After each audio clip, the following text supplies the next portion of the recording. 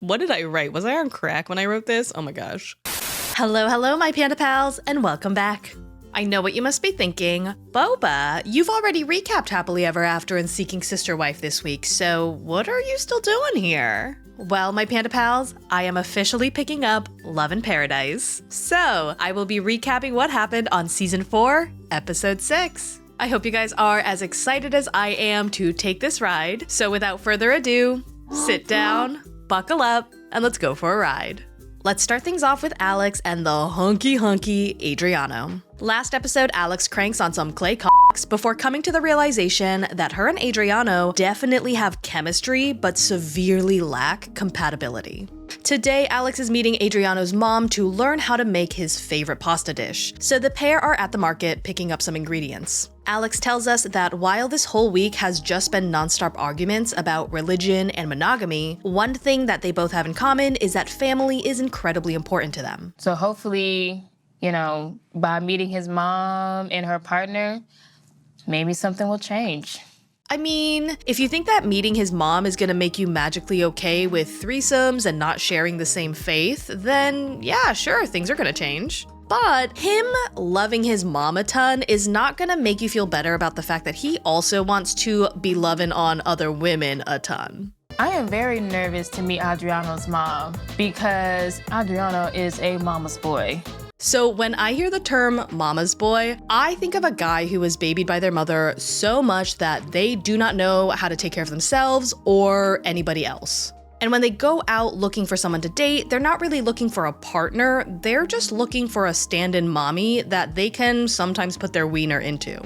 And just to clarify, I am not talking about men who are close with their mothers or love their mothers. That is super awesome. I'm more talking about toxic codependency. That is a no bueno situation. And I hope that that is not Adriano's situation.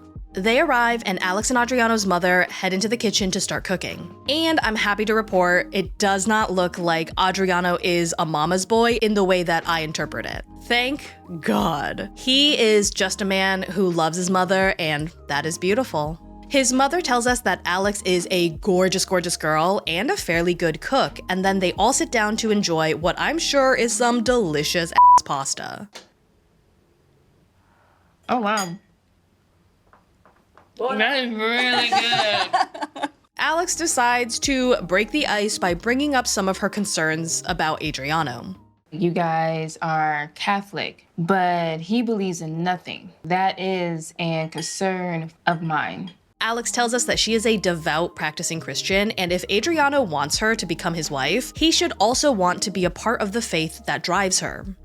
His mother tells her that him being an atheist does not alter the feelings he has for her, and Alex does not like that answer. She says that her faith is what gives her the roadmap on how to love a person properly, and Adriano's mom very kindly disagrees, basically saying that not believing in God does not mean that you don't believe in love or you don't know how to love. I just want to trust him enough to support me as a Christian. Adriano tells Alex that he loves her unconditionally and that she is not reciprocating that because she keeps trying to change him and convert him. Se è cosciente che in te c'è amore, perché è così importante da dove parte?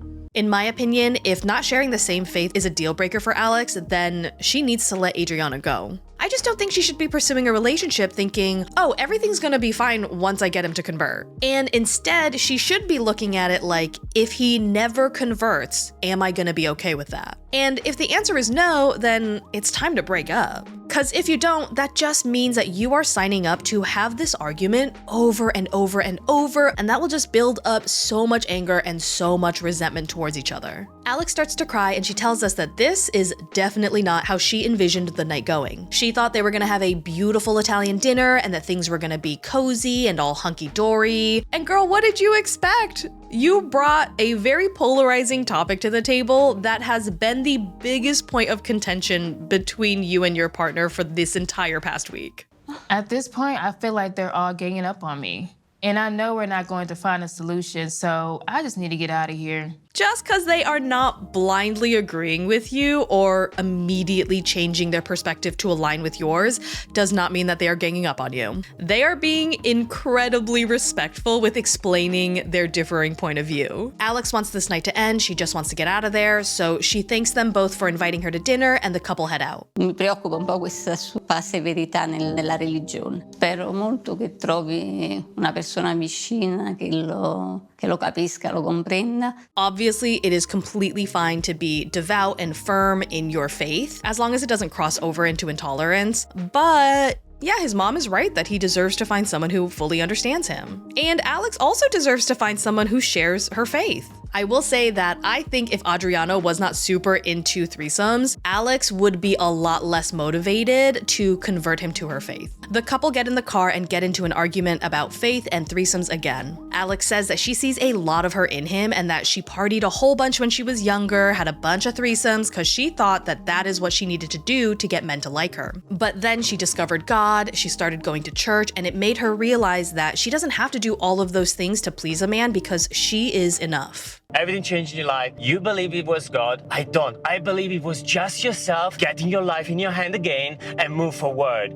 Adriano tells us that he feels incredibly frustrated because every time Alex brings up religion, she frames it as if his life is no bueno and if he would just believe in God, his life would light up and be so much greater. And he obviously doesn't agree because he really likes his life the way that it is and he doesn't see anything wrong with it. Alex tries to calmly say that if he believed in God, he wouldn't be having this problem of always wanting threesomes. And Adriano says that this is exactly why he's getting frustrated with her because she keeps implying that he wants threesomes because he is troubled, but he wants them because they feel awesome and he loves feeling awesome. Why do you feel like you need to have threesome to Just be for happy? fun. You broke up with me twice, Adriano, over this stuff. Yikes. I did not know this. Or I think I did know this, but I definitely forgot. Alex, you gotta stop kicking a dead horse. You can find you another man who believes in God and knows where the clitoris is. Like, it's not just Adriano that can do that for you. The way I see relationships, and I mean, this might be a hot take, but this is honestly how I feel. You can always get into a new relationship. There are so many people in the world, and usually every subsequent relationship is better than the last because in theory, you've learned a little bit more about who you are, what you like, what didn't work in the relationship, what things are actually non-negotiable to you. And I know that you love him, but it didn't work 2 times in the past and you are still fighting about the same thing that caused the relationship to end those 2 times. It is time to let it go and say thank you next. Adriano then asks Alex the question that she really should be asking herself. Adriano goes on to ask if she would be willing to stay with a man who does not believe in God but will give her all of the love she could ever want. I don't know if you'd be able to love me properly. Any man who believes in a God knows how to love properly. Girl, then go find you a guy that believes in God because this man is not gonna do it. And honestly, even if he did somehow magically choose to convert, he is not gonna mean it. Moving on to Shawn and Alliya. Last episode, Alliya has an official send-off for her previous life, and Shawn realizes that he either needs to get on board or say goodbye to both Alliya and Douglas. Alliya heads over to see her mother and invite her to her 25th birthday party, and to also meet Shawn for the first time, whom she does not know anything about. Alliya gives us a bit of background on her relationship with her mom, and she tells us that her mother was a single mom who was struggling financially, so Alliya was actually raised by her grandparents. Her mother also had to move for work, so both of them spent Alliya's formative years apart, and they never really developed a close bond. It wasn't until Alliya was 20 that they were able to reconnect, and she thinks that her mother's support of her transition is her way of making up for not really being able to support her in her childhood. Alliya's mother tells us that she always suspected of her sexuality because growing up, Alliya loved wearing heels and also started to wear more feminine clothing in their teens. Que uma pessoa especial tá vindo. Eu quero que ela conheça a senhora. Namorado. Já passou da hora, né? Her mother tells us that she was surprised and pretty perplexed because they have been dating for 3 years and she's only learning about him today. Regardless, this is great news and she's over the moon to hear that Alliya is dating someone. Alliya is getting ready for her birthday party that Shawn is throwing for her, and Shawn tells us that there is gonna be a big surprise. We can start building the new love story. So tonight, I'm going to surprise her with a proposal. Everyone arrives at the venue, and Shawn is introduced to Alliya's mother, stepfather, and brother. Prazer, Shawn. Assim, o que eu mais quero é que você faça a minha filha feliz, Alliya. Feliz? Eu estou feliz também. I got so teary-eyed at how freaking supportive Alliya's family was about her and her relationship. It was just so beautiful to witness. My first impressions of Alliya's family is that they're a lot more open than I thought they would be. Shawn gets up and gives a little birthday toast. He says that tonight is a very important night for Alliya, and so he had a friend of his interpret a message on his behalf. He plays a video on the screen, and it is none other than Alliya's favorite Brazilian pop star, Anitta, whom Shawn refers to as Brazil's Beyoncé.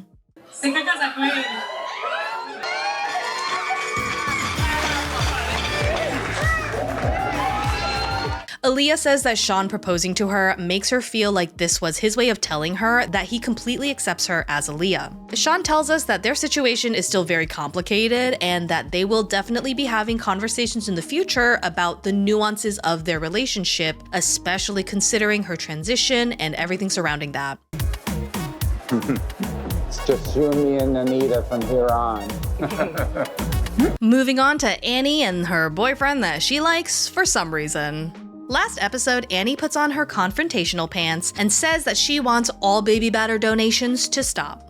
Annie is doing some yoga to try and release the tension built up in her body that her wonderful Prince Charming has graciously gifted her. Side note, I have been trying to get back into yoga and I always think it's gonna be super easy, super relaxing, and it is always hard as hell. I was doing this like side plank thing and my arm was shaking so badly that I was scared it was gonna bend the wrong way and snap off. Annie tells us that she wants her Prince Charming to namaste out of other women's punani's, but he's refusing to give her a clear answer, so they are just stuck in this weird limbo. God's gift to the world is out getting an STD test because he needs to soften the blow when telling Annie that he recently porked 2 women with his bare SCHMEKEL. I plan on telling Annie about the other woman because I want to show some honesty. Notice that he said some honesty? I think that is a very telling choice of words. He tells us that he thinks Annie will respond well because she's gonna see just how responsible he's being. Annie hangs out with her best friend Steph, who is visiting for a few days just to meet her charming beau. Steph is aware of his proclivities and Annie is asking for her advice. Annie tells her that she understands he has not been in a serious relationship for a very long time, but she's just accustomed to more affectionate men. If I can't get the affection I need, I mean, that's not working out. That is your only point of apprehension? That he doesn't cuddle you enough? Okay. Stephanie says that it sounds like her mister has not had experience opening up or talking about his feelings. That's not how my boyfriends usually treat me, you know? Yeah, but it didn't work out. You're not together anymore.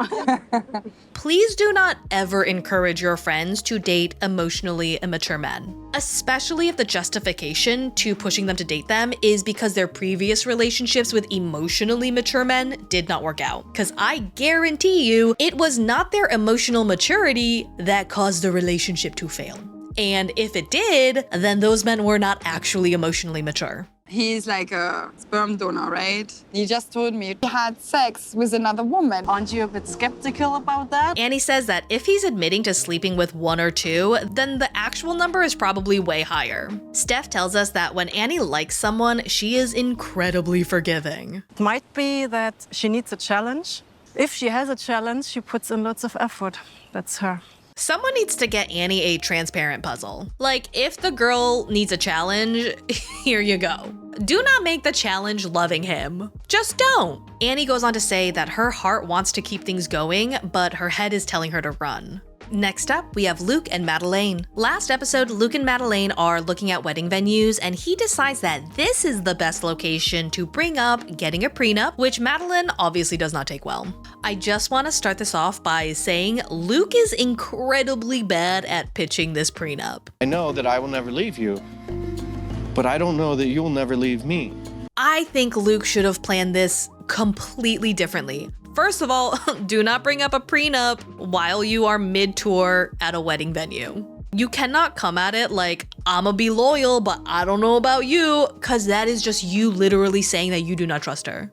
It's not like I have a ton of money right now. I literally just have my only asset, which is the apartment. And if things between me and Madeleine don't work out, I can't afford to lose that. You have to pitch the prenup by leading with how it's going to benefit her, not just you. Madeleine storms off and Luke chases after her and says he's sorry, and Madeleine is like, sorry? Sorry is not gonna fix this relationship. If you do not trust me, then it's over. Luke tells her that she needs to come to her senses and understand the situation because a prenup is not that big of a deal. You don't understand what a prenup is. It's everything before the marriage. Once you get married, you share everything after that. No problem. Okay, so I think Luke is explaining this very badly because to me, and I think most people, when you hear the word prenup, you think, hey, if we ever get divorced, what's mine is mine, what's yours is yours, to all of the assets acquired before and during the marriage. And I'm pretty sure that's how Madeleine is also interpreting this. If Luke only wants to protect what he got before the marriage and is totally fine splitting all assets after they get married, then he really needs to explain that specifically, because I don't think that is the norm. Luke says that he's upset that it is always Madeleine's way or the highway, and he really wants to see her compromise more, as if he is not dating a literal child whom he has nonstop spoiled. Madeleine pouts herself into the car and then calls Luke on the phone when he is standing just a few feet away outside. Why'd you do this to me? It makes me feel like I'm being taken advantage of. Oh, you think that? Madeleine tells him that she wants to go home, and then he joins her in the car to talk to her. She tells us that before all of this, she would dream of a life and a family with Luke, but now she doesn't know if she can get married to someone who does not trust her. How are you gonna do this to me in front of everyone? I want to get married. I want you to be my girl forever. Madeleine is pissed off and does not go back home with Luke and instead stays the night at her grandmother's house. It's a new day and Luke tells us that the prenup is a non-negotiable for him. He is always the one compromising and bending to her will, and this time he really needs to see her do the same for him. Madeleine arrives back home and things are obviously super tense and awkward. She gives him some stank face and Luke says, I hope you had a good time. You think I'm gonna to have a good time? I think it's a... No, let me talk. Okay. It's a glass half... Let me talk. Madeleine tells him he needs to realize that when he asked her for a prenup, it made her feel like he does not trust her and like he wants to have protection from her. I'm so hurt that Luke questions my intention. Luke tries to explain that this is not about distrust and more about security for the future. I have proven my loyalty to him over and over and over again. Luke says they should put a pin in the conversation until she's ready to talk about it, and Madeleine is like, yeah, I don't want to fight either. And that's super fine, but Luke needs to tell her that this is a non-negotiable, like right now, because she needs to be aware of that. But if Madeleine isn't eventually able to have a mature and adult conversation about this, we're really gonna have a problem. Said the 30-year-old man about the 19-year-old child he's dating. Bro, she graduated high school like yesterday. Her brain is still developing. Anyway, the two of them smile and kiss, and I guess everything is all great. And that, my Panda Pals, is all I have for you today. If you liked this video and you are not subscribed to this channel yet, please do consider subscribing and joining this awesome panda party. I hope you guys had a great time, and as always, thanks for not letting me ride this train wreck alone. Bye!